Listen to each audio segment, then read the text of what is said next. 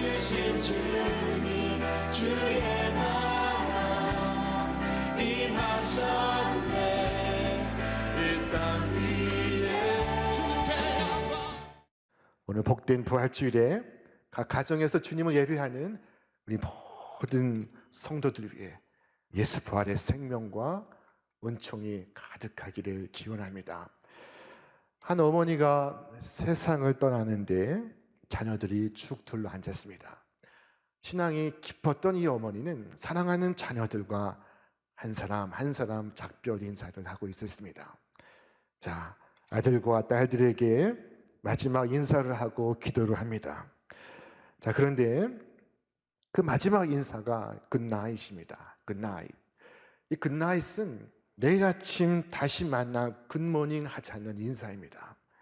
자, 그런데 유독 한 아들에게만은 굿나잇이 아닌 굿바이라고 인사를 했습니다. 자, 그 아들은 섭섭한 나머지 어머니에게 물었습니다. 어머니, 다른 형제들에겐 굿나잇이라고 인사하시고 왜 저에게는 다시 못 볼 것처럼 굿바이라고 인사를 하십니까? 그때 어머니가 답을 했습니다. 아들아, 다른 아이들은 다 예수를 믿으니 우리가 천국에서 다시 만날 것이나 너는 다시 만날 수 없을 것 같다. 그와 같이 인사를 한다. 너는 예수를 안 믿지 않느냐? 자, 그때 그 아들이 어머니, 저에게도 굿나잇이라고 인사해 주세요. 저도 예수를 믿겠습니다. 라고 말을 하는 것이었습니다. 성도의 마지막 인사는 굿바이가 아닙니다. 굿나잇입니다. 이 잠을 깨고 난 후에는 다시 만날 것이기 때문입니다. 어느 한 사나이가 예수님께 달려와 무릎을 꿇었습니다. 그리고 자신의 집에 가기를 청하는 것이었습니다. 이 사람의 이름은 야이로였습니다. 그에게는 12살 된 딸이 하나 있었습니다. 그런데 그 딸이 병에 걸려 죽어가고 있었습니다. 이 야이로는 회당장입니다. 자, 회당장쯤 되면 보통 사람이 아닙니다. 지위가 있고 직함이 있고 재물이 있고 많은 사람들에게 존경을 받는 사람이었습니다. 웬만해서는 예수님 앞에 찾아올 사람이 아닙니다. 예수님 앞에 무릎 꿇을 사람은 아닙니다. 예수님에 대해서도 우호적이지 않는 유대인이었습니다. 그런 사람인데 예수님을 찾아와 예수의 발 아래 엎드려 자기 집에 오시기를 청하고 있는 것입니다. 여러분, 그 이유가 무엇일까요? 그가 아버지였기 때문입니다. 회당장이 아니고 아버지였습니다.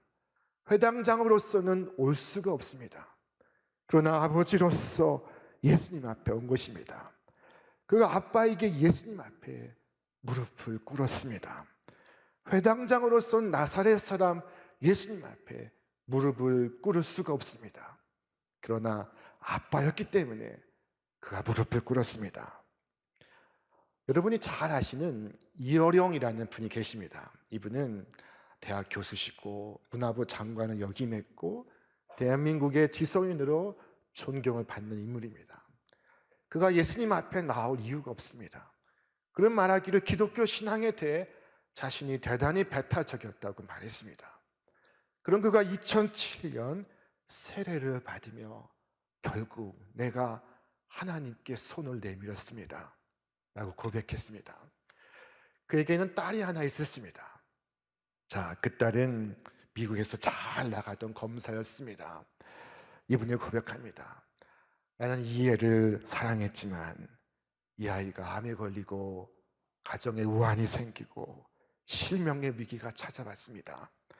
애가 똑똑하고 잘 나갔을 때는 걱정도 안 했는데 이런 상황에 이르니 제가 눈물이 그치지 않습니다. 딸이 앞으로 내 얼굴을 못 본다고 생각하니까 이거 미치는 것입니다. 딸애가 소원이 하나 있다고 하더군요. 아버지가 자기를 따라서 교회에 나가주기를 바라는 것입니다. 한 번만이라도. 그것이 자기의 꿈이라는 것입니다. 그래, 내가 지금 무슨 일을 못 해주겠니? 교회에 나갈게. 그래서 평생 처음 진심으로 교회에 나갔습니다. 그날 제가 무릎을 꿇고 처음으로 주님께 소원을 빌었습니다. 하나님, 저하고 이 시간 계약서를 한 장 쓰십시다. 만약 우리 딸이 정말 세상을 볼 수만 있다면 그때부터 제가 가진 능력, 곧 저의 글 쓰는 능력과 입담을 주님 위하여 쓰겠습니다. 그렇게 절실하게 무릎 꿇고 빌었습니다. 여러분, 지성인으로서는 예수님 앞에 나오지 않습니다. 장관으로서는 예수님 앞에 무릎을 꿇을 수가 없습니다. 그러나 그가 아버지이기에 나왔던 것입니다.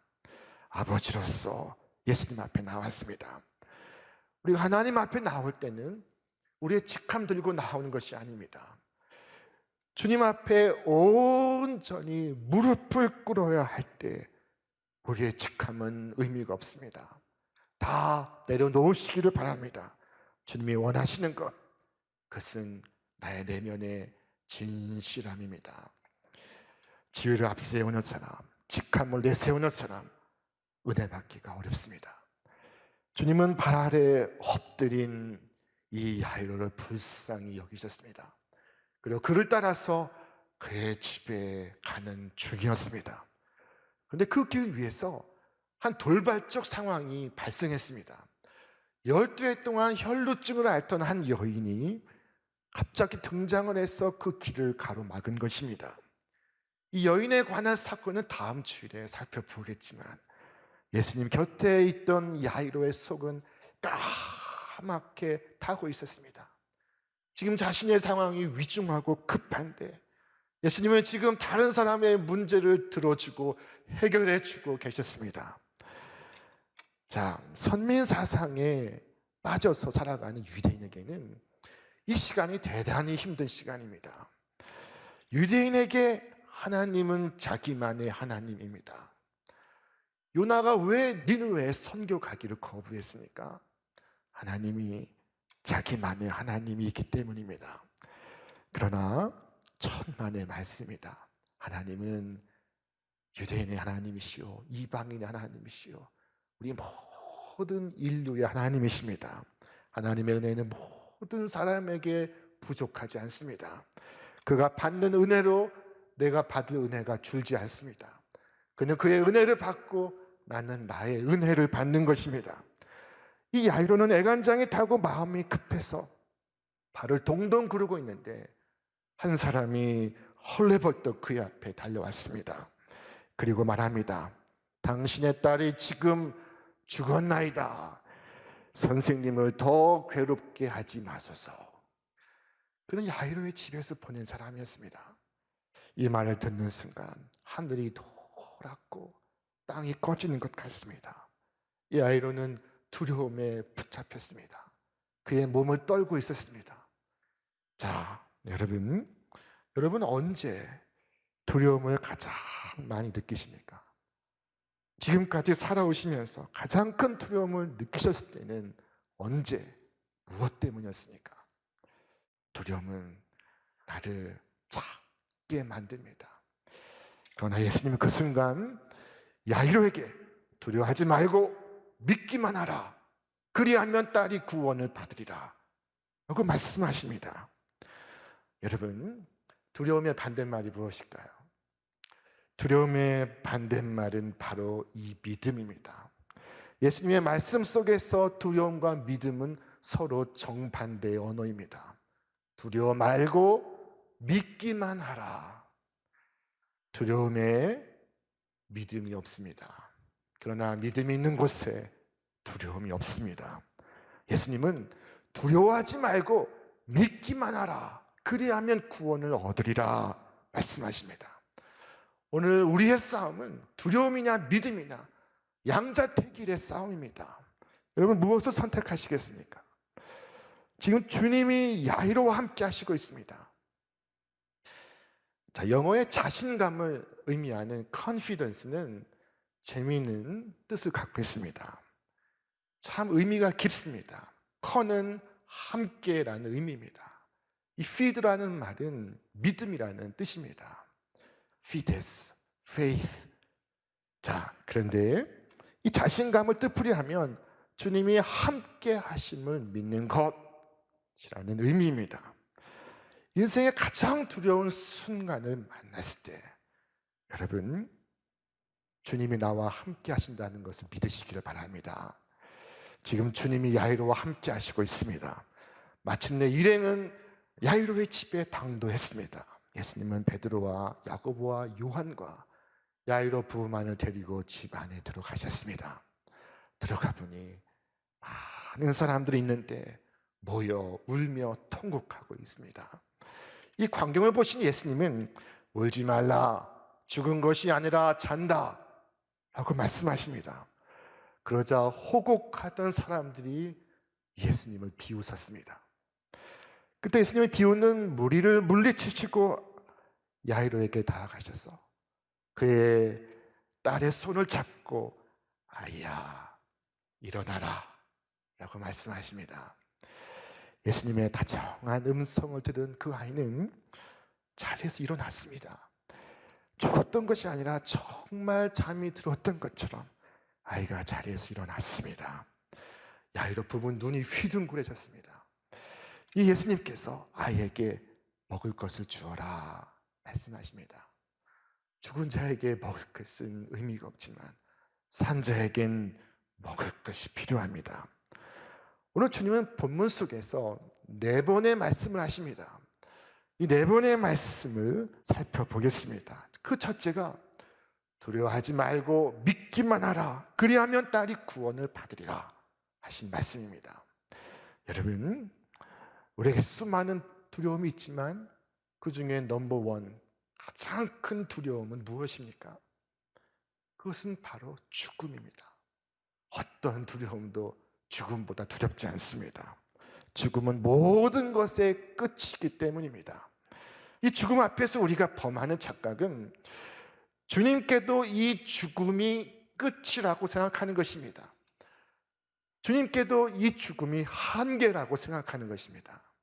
그래서 선생님을 더 괴롭게 하지 마소서 라고 야이로에게 말하는 것입니다. 사람은 자기 소견에 할 수 있어 보이는 것만 기도합니다. 자기 소견에 할 수 없어 보이면 기도도 하지 않습니다. 여러분, 내 경험에 기초해서 내가 할 수 없으니 하나님도 못하신다. 내가 본 일도 들은 바도 없으니 하나님도 못하신다. 이렇게 생각하지 않는 축복이 있기를 바랍니다. 어느 때에도 어느 순간에도 우리는 우리 구주를 믿습니다. 인간의 한계가 끝나는 순간에도 우리는 믿습니다. 다 끝났다고 말하지 마시고 다 망했다고 말하지 않으시기를 바랍니다. 지금 야이로는 갈팡질팡하고 있습니다. 아이는 죽었고 장의사라면 모르겠지만 예수님을 모시고 갈 필요가 없습니다. 그래서 야이로는 난처합니다. 그때 주님이 하신 말씀이 이 3마디입니다. 두려워 말라, 믿기만 하라, 그리하면 구원을 얻으리라. 엄청난 말씀입니다. 죽음 앞에서 하시는 말씀입니다. 인간의 한계를 넘어서는 이야기입니다. 인간의 상상을 뛰어넘는 능력입니다. 예수님은 거침이 없습니다. 두려워 말고 믿기만 하라. 여러분, 그래도 믿어지지 않거든 잠깐 동안 아무 말도 하지 않기를 바랍니다. 조용히 있기를 바랍니다. 서둘러 반대하지 말고 성급하게 절망하지 말고 조용히 침묵하시기를 바랍니다.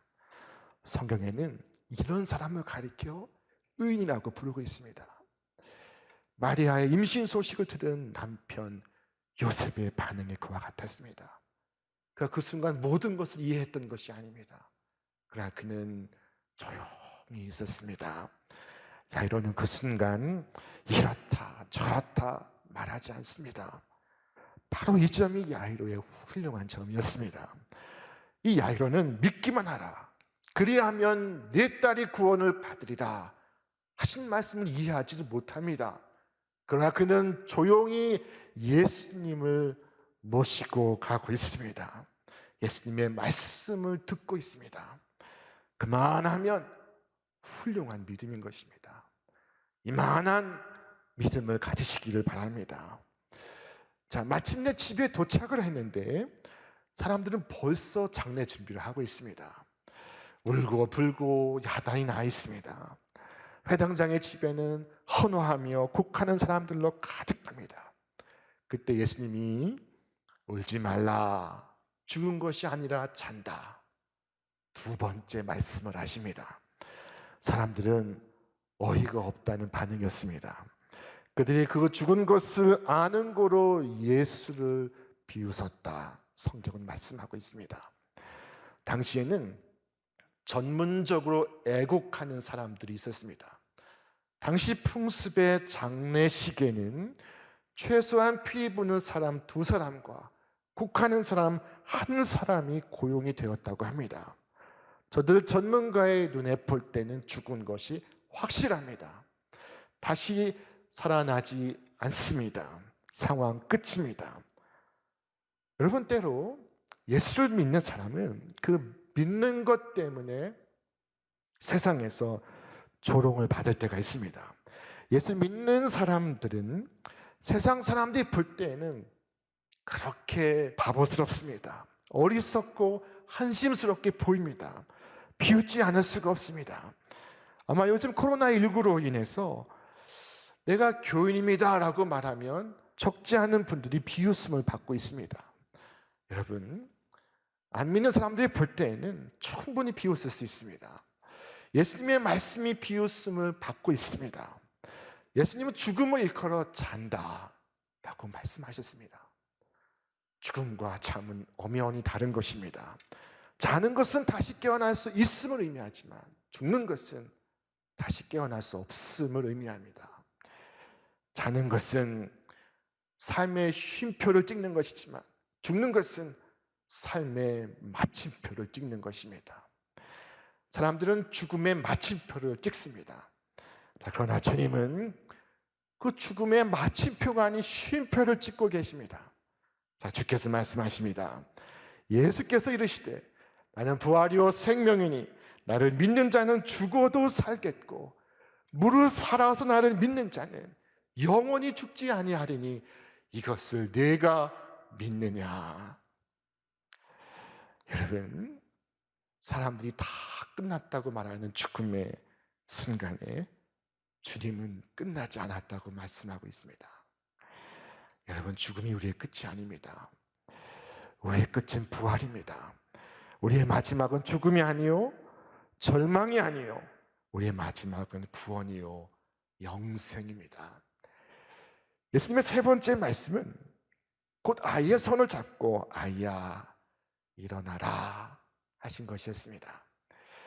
아이는 죽었고 사람들은 헌화하며 울며 통곡하는데 주님은 아이에게 다가가셔서 아이의 손을 잡고 마치 고요하게 잠든 아이를 깨우듯이 이제 일어나라 말씀하십니다.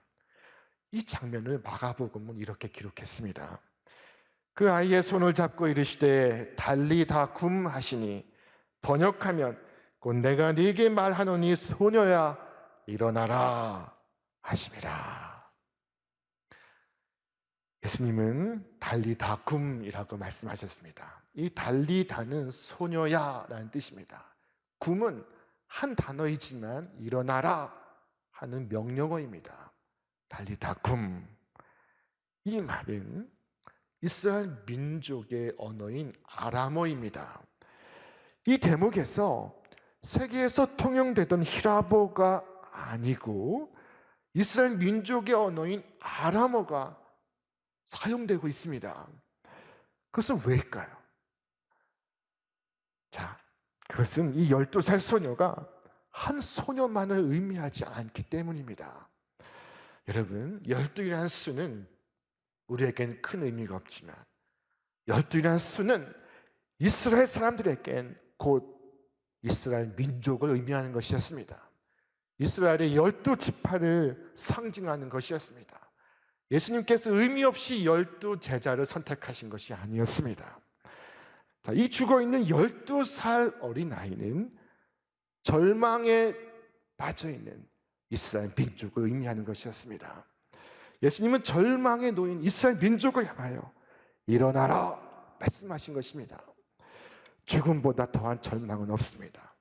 당시 이스라엘 사회 속에는 죽음과 같은 절망이 깊이 드리워 있었습니다. 그때 주님은 일어나라 말씀하십니다. 주님은 실패와 좌절, 질병과 고통, 죄와 절망에 사로잡혀 있는 우리를 향하여서도 일어나라 말씀하십니다. 자, 마지막 넷째로 예수님은 아이에게 먹을 것을 주어라 라고 말씀하십니다. 아이가 배가 고플 것을 생각하시고 아이에게 음식 주는 것을 부탁하신 것입니다.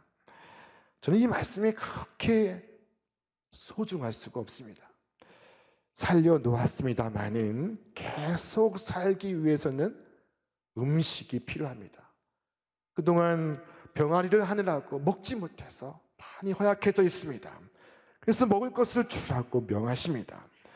하나님께서 하실 일이 있고 사람이 해야 할 일이 있습니다. 생명을 구원하는 것은 하나님이 하시는 일이요, 그 생명을 지키고 보호하는 것은 우리가 함께 해야 하는 일입니다. 먹을 것을 주어라, 그래야 살 수 있다 말씀하십니다. 여러분, 이 말씀이 얼마나 귀한 명령입니까? 이것이 우리가 할 일입니다. 이것이 주께서 우리에게 부탁하신 일입니다. 예수님은 죽은 사람을 살리실 때에도 나사로야 나오라 그 한마디만 하셨습니다. 그를 풀어 놓아 다니게 하는 것은 사람들에게 맡기십니다. 여기 얼마나 중요한 의미가 있습니까? 우리가 해야 할 일이 있습니다. 근본 코로나19로 인해서 많은 사람들이 어려움을 겪었습니다. 이 위기는 산불이나 태풍이나 수해에 비할 수 없는 큰 피해를 남기고 있습니다. 근본 코로나로 인해서 큰 교회와는 달리 작은 교회는 생존의 위협을 겪고 있습니다. 코로나19가 장기화되면서 작은 교회의 상황은 절박합니다. 원래 힘든데 안 모이니까 더 절박해졌습니다. 주께서 일으켜 세우신 교회입니다. 그런데 힘이 없습니다. 주님께서 먹을 것을 주어라 말씀하시는데 누가 주어야 하겠습니까? 정부와 지방자치단체가 지원을 시작을 했지만 교회는 지원 대상이 아닙니다. 그래서 우리는 이 작은 교회들을 위해 조그만 정성을 모으기를 원합니다. 코로나19로 인해 월세 내기가 힘들게 된 작은 교회들 위하여 한 달치 월세를 지원하는 것입니다. 가장 어려울 때 우리 교회가 월세를 지원하고자 합니다. 마치 12살 소녀에게 먹을 것을 주는 마음으로 작은 교회들이 기사회생할 수 있도록 여러분의 작은 정성과 도움을 주시면 좋겠습니다. 미자립교회 월세 지원 헌금을 저는 특별히 미래자립교회를 위한 특별헌금이라고 부르고 싶습니다. 이 교회들은 미래자립교회들입니다. 우리가 손잡아주면 일어날 수 있습니다. 월세 지원 운동이 이 작은 교회들의 시회적 차원에서 행하는 운동이 아니라 살아난 것이 고마워서, 살아있는 것이 고마워서 우리가 행할 수 있는 우리의 몫이 되기를 바랍니다. 우리의 작은 도움이 작은 교회를 기사회생토록 할 것입니다. 자립교회가 힘을 모아 미자립교회를 도우면 자립교회도 살고 미자립교회도 살 수가 있습니다. 오늘은 주님이 부활하신 부활주일입니다. 부활의 주를 믿는 사람들은 부활의 주님을 따라 부활의 삶을 살아갑니다. 우리가 세상의 시험과 고난에 절망하지 않는 것은 부활의 예수님을 믿기 때문이요, 부활의 예수님을 통하여 우리의 최종 승리를 확신하기 때문입니다. 여러분, 이 부활 신앙으로 오늘을 살아가시기를 바랍니다. 부활의 영광을 알고 오늘 매 순간순간을 아낌없이 후회 없이 살아가시기를 바랍니다. 모든 두려움과 절망에 대하여 예수 부활의 승리를 선포하시기를 바랍니다. 예수 부활의 놀라운 생명과 축복이 오늘 여러분의 가정과 일터에 충만하기를 주님의 이름으로 축원합니다. 생명의 말